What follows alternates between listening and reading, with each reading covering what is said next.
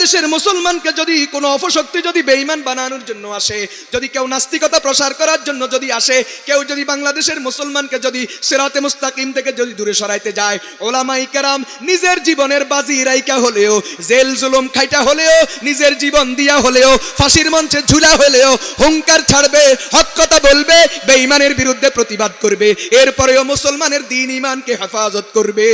ইমাম হাফিজ ইবনে হাজার আসকালানী রহমতুল্লাহ আলাইহি ওনার কিতাবে আছে, উনি লিখছেন, আমি নিজে দেখেছি মিশরের এক লোক আলেম বিদ্বেষী ছিলেন, বিশেষ করে ইমাম নববী রহমতুল্লাহ আলাইহি শাফিঈ মাযহাবের একজন বড় বুজুর্গ ব্যক্তিত্ব, মুহাদ্দিস, যিনি সহিহ মুসলিম শরীফের ব্যাখ্যা গ্রন্থ লিখেছেন, ইমাম নববী রহমতুল্লাহ আলাইহি এই লোকটা তারে শুধু গালি দিত, দেখতে পারতো না। এদেশে আমাদের দেশে কিছু মুসলমান আসেনি যারা হুজুরের নাম তুলি তুলি গালি দেয়, আসেনি? অমুক হুজুর তমুক হুজুর ধৈরা ধৈরা গাইলে, আর কিছু আছে পাইকারি দরে গাইলে। একটা হলো নাম ধরে গালি দেওয়া, আর একটা হলো পাইকারি গালি দেওয়া। এই যারা কথায় কথায় আলেম বিদ্বেষী হয়, আলেমদেরকে গালি দেয়, আলেম নিয়ে সমালোচনা করে, এদের ব্যাপারে মারাত্মক এবং ভয়াবহ আশঙ্কা আছে বেঈমান হয়ে মৃত্যুবরণ করার। এজন্য যদি নিজের পরকালের ভালো চান, দুনিয়ার যদি ভালো চান, ঈমান নিয়ে যদি মরতে চান, আলেমকে মোহাব্বত করা ছাড়া বিকল্প কোনো রাস্তা খোলা নাই। যারা আলেম বিদ্বেষী হয় এরাই আস্তে আস্তে ইসলাম থেকে দূরে সরে যায়। যারা আলেম বিদ্বেষী হয় এরাই আস্তে আস্তে আল্লাহ এবং রসুল বিদ্বেষী হয়। যারা আলেম বিদ্বেষী হয় এরাই পরবর্তীতে ইসলাম বিদ্বেষী হয়। যারা আলেম বিদ্বেষী হয় এরাই পরবর্তীতে কোরআন সুন্নাহ বিদ্বেষী হয়। ইবলিস মানুষকে ধোঁকা দিতে এইভাবে দেয়, প্রথম আলেম বিদ্বেষী বানায়, ধরেই তো তাকে ইসলাম থেকে বের করা যাবে না, ইসলাম থেকে বের করা সম্ভব না। এজন্য শয়তান প্রথমেই ধোঁকা দিয়ে কাউকে বেঈমান বানায় না, প্রথম তার অন্তরে আলেমের প্রতি ঘৃণা সৃষ্টি করে, আলেমের প্রতি বিদ্বেষ সৃষ্টি করে। আলেমের প্রতি ঘৃণা আর বিদ্বেষ বাড়তে বাড়তে একটা পর্যায়ে শয়তানের টার্গেট পূরণ হয়, লোকটা নিজের থেকে নিজেই বেঈমান হয়ে যায়। শয়তান আর তাকে ধোঁকা দেওয়া লাগে না, সে নিজেই আস্তে একটা শয়তান বনে যায়। আপনাদের দেশে নাউজুবিল্লাহ আর জোরে হয় না? আপনারা কিছু বুঝেন টুঝেন না নাকি আমি কোনো এ বিষয়ে ওয়াজ করে ভুল করতেছি? তাহলে পাল্টাইয়া দিই। বুঝেন নাই? যেই লোকটা আলেম বিদ্বেষী হয়, সকাল সন্ধ্যা আলেমদেরকে গালি দেয়, নাম ধরে গালি দেয়, নাম ধরা ছাড়া গালি দেয়, পাইকারি দরে গালি দেয়, ব্যক্তি বিশেষ গালি দেয়, এরা একটা পর্যায়ে শয়তানের এদেরকে ধোঁকা দেওয়া লাগে না, এরা নিজেরাই আস্তে একটা শয়তান বনে যায়।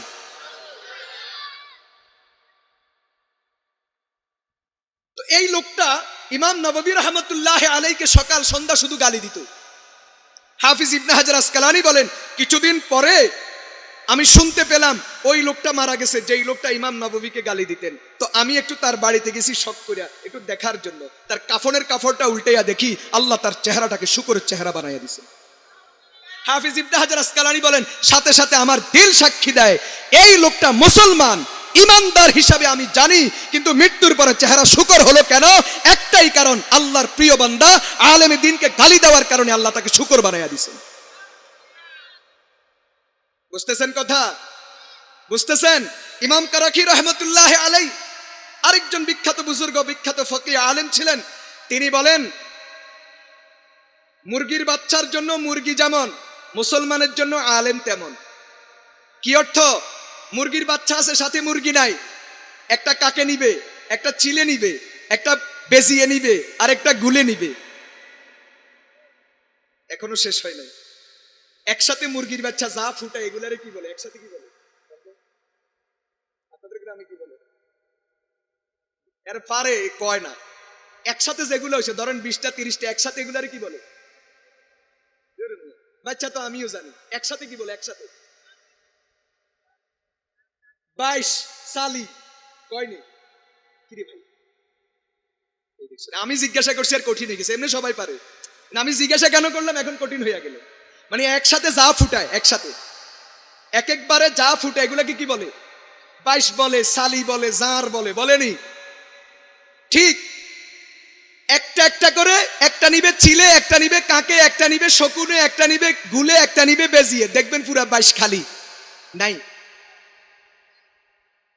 কিন্তু মা যখন সাথে থাকে, মা কাকের সাথে লড়াই করে, বেজির সাথে লড়াই করে, গুলের সাথে লড়াই করে, বাচ্চাদেরকে হেফাজত করে। ঠিক তবে ঠিক ঠিক তেমনি ভাবে দুনিয়ার মুসলমান ভালো করে স্মরণ রাখেন, মুরগির বাচ্চার জন্য তার মার উপস্থিতি যেমন জরুরি, মা থাকলে কাক আর গুলে বাচ্চা নিতে পারে না, মা না থাকলে একটা একটা করে নিয়ে যায়, ঠিক তেমনি ভাবে যেই মুসলমানের সমাজে আলেম আছে, কোন নাস্তিক, কোন বেঈমান, কোন ইহুদি, কোন নাসারা, কোন ইবলিসের চেলা মুসলমানকে কোনোভাবে প্রতারিত কইরা বেঈমান বানাইতে পারে না। কিন্তু যেই সমাজে আলেম নাই, অথবা আলেম থাকলেও সঙ্গত কারণে আলেম মুখে তালা দিয়া দিছে, এখন আর হক কথা বলে না, ওই সমাজের মুসলমানগুলাকে বিভিন্ন বেঈমান, নাস্তিক, বিভিন্ন রকমের ইবলিস এবং ইবলিসের চেলারা দইরা দইরা একটা একটা করে বেঈমান বানাইয়া জাহান্নামে পাঠাইয়া দিবে। বুঝতেছেন কথা? দ্বীন ঈমান হেফাজতের জন্য আলেম লাগবে কিনা? যেই সমাজে আলেমের সংখ্যা যত বেশি হবে, যেই দেশে আলেম যত বেশি হবে, ওই দেশে মুসলমানের দ্বীন ঈমান তত হেফাজত হবে। বাচ্চা নেওয়ার জন্য যখন সিল আসে, কাক আসে, মা যেমন সিল আর কাকের সাথে লড়াই করে বাচ্চাগুলিকে হেফাজত করে, ঠিক তেমনি ভাবে বাংলাদেশের মুসলমানকে যদি কোনো অপশক্তি যদি বেঈমান বানানোর জন্য আসে, যদি কেউ নাস্তিকতা প্রসার করার জন্য যদি আসে, কেউ যদি বাংলাদেশের মুসলমানকে যদি সিরাতে মুস্তাকিম থেকে যদি দূরে সরাইতে যায়, ওলামায়ে কেরাম নিজের জীবনের বাজি রাইকা হলেও, জেল জুলুম খাইটা হলেও, নিজের জীবন দিয়া হলেও, ফাঁসির মঞ্চে ঝুলা হলেও হুঙ্কার ছাড়বে, হক কথা বলবে, বেঈমানের বিরুদ্ধে প্রতিবাদ করবে, এরপরেও মুসলমানের দ্বীন ঈমানকে হেফাজত করবে। আলেম দরকার আসেনি? অতএব সকাল সন্ধ্যা 10টা করি গালি দিবেন। ইমাম সাহেবের নামে 10 গালি, ইমাম সাহেবের মুয়াজ্জিনের নামে 10 গালি, ফাইলে ইমাম সাহেবের মা বাবার নামেও 10টা গালি হাদিয়া পাঠাই দিবেন। আলেম দরকার আসেনি? মাদ্রাসার হুজুর দরকার আসেনি? টুপিওয়ালা দাড়িওয়ালা দরকার আসেনি? হাফেজে কোরআন দরকার আসেনি? কোরআনের কারি দরকার আসেনি? বলেন না আসেনি? আসেনি? আল্লাহ সবাইরে তৌফিক দান করুন। মুসলমান ভাইয়েরা আমার, ইমাম সাহাল ইবনে আব্দুল্লাহ তুস্তারি রাহমাতুল্লাহি আলাইহি বলেন, প্রথম শর্ত কোরআন। আল্লাহর মোহাব্বত পাওয়ার জন্য প্রথম শর্ত কোরআন। কোরআনের বিশুদ্ধ তেলাওয়াত লাগবে। বলেন কোরআনের কি লাগবে? তেলাওয়াত লাগবে। 2 নাম্বার, কোরআনের মোহাব্বত আসবে নবীজির মোহাব্বতের মাধ্যমে। 3, নবীজির মোহাব্বত আসবে নবীজির সুন্নত পালন করার মাধ্যমে। নবীর সুন্নত মানা ছাড়া, নবীর সুন্নতের জিন্দেগি ছাড়া কখনো আহলে সুন্নত দাবি করা যায় না, কখনো সুন্নি দাবি করা যায় না, কখনো আশেক রসুল দাবি করা যায় না। নবীর সুন্নত ছাড়া আশেকে জিলাপি হওয়া যায়, মগর আশেক রসুল হওয়া যায় না।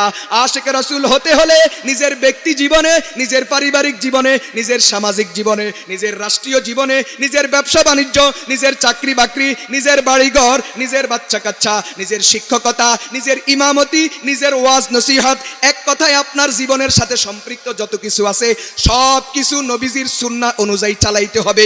নবীর সুন্নতকে যারা ফলো করে, নবীর সুন্নাহ অনুযায়ী যারা জীবন যাপন করে, এরা হলো সুন্নি, এরা হলো আশেকে রাসূল। সুন্নতের খবর নাই, শুধুমাত্র স্লোগান নিয়ে ব্যস্ত, এরা হলো আশেকে জিলাফি। এই দেশে এখন সুন্নত নাই, আছে স্লোগান। বলেন কি নাই? সুন্নতের খবর নাই, জীবনে মেসওয়াক নাই, জীবনে জিকির নাই, হাতে তাসবিহ নাই, সুন্নতি দাড়ি নাই, ঘরের মধ্যে সুন্নত নাই, বাজার ঘাটে সুন্নত নাই, ব্যবসার মধ্যে সুন্নত নাই, চাকরির মধ্যে সুন্নত নাই, নিজের জিন্দেগিতে কোথাও সুন্নত নাই, আছে শুধু স্লোগান আশেক রসুল আর আশেক রসুল বলে চিল্লানি লাফানি। এরে ভাই, স্লোগান দিয়ে কখনো মোহাব্বত আদায় হয় না। মোহাব্বত আদায় হয় আমলের মাধ্যমে, কাজের মাধ্যমে। এর দ্বারা তুমি আশেক রসুল হইতে পারবা না, তবে আশেকে জিলাফি হইতে পারবা। কথা বলেন ঠিক না বেঠিক? कार शयता मी कुनी ना मतवली, कार शयता मी कुनी ना मतवली, गरवली इ नस्तलानत बरवली। কাজ করো শয়তানের, কিন্তু দাবি করো ওলি হওয়ার। কাজ করো শয়তানের, কাজ করো রসুলের দুশ্মনের, কিন্তু রসুলের আশেক হওয়ার দাবি করো। এমন আশেকে রসুল আর এমন ওলি, এরা কখনো আল্লাহর রহমত পেতে পারে না, এরা লানত প্রাপ্ত। ঠিক তবে ঠিক। মাথার তালু থেকে পায়ের তালু পর্যন্ত সুন্নত আছে, আসেনি? হাঁটার মধ্যে সুন্নত আছে, খাওয়ার মধ্যে সুন্নত আছে, কথা বলার মধ্যে সুন্নত আছে, চলার মধ্যে সুন্নত আছে, বসার মধ্যে সুন্নত আছে, ঘুমানোর মধ্যে সুন্নত আছে। হায় আফসোস বাঙালি জাতির জন্য, বাংলাদেশের মুসলমানের জন্য আফসোস, যারা উঠতে বসতে চলতে ফিরতে নবীজির সুন্নতকে কদমে কদমে ফলো করে এরা সুন্নি হতে পারে না। আর যারা বেশি বেশি জিলাফির আয়োজন করে এরাই নাকি সুন্নি। কথা বলেন। হাই হাই, আল্লাহ বুঝার তৌফিক দান করুন। আপনি সুন্নত মানেন তারপরে জিলাফি খান, সুন্নত মানার খবর নাই, জিলাফি নিয়ে টানাটানি। মুসলমান ভাইরা আমার, আল্লাহর মোহাব্বত কোরআনের মধ্যে, কোরআনের মোহাব্বত নবীজির মোহাব্বতের মধ্যে, নবীজির মোহাব্বত নবীজির সুন্নাহ অনুসরণের মাধ্যমে, সুন্নত মানার মাধ্যমে। তার মানে নবীর সুন্নত মানা হবে তো নবীজির মোহাব্বতের দাবি এটা 100% যথার্থ হবে। আর নবীর মোহাব্বত হবে তো কোরআনের মোহাব্বত হবে, কোরআনের মোহাব্বত হবে তো আল্লাহর মোহাব্বত পাওয়া যাবে। আল্লাহ বুঝাতে হবে।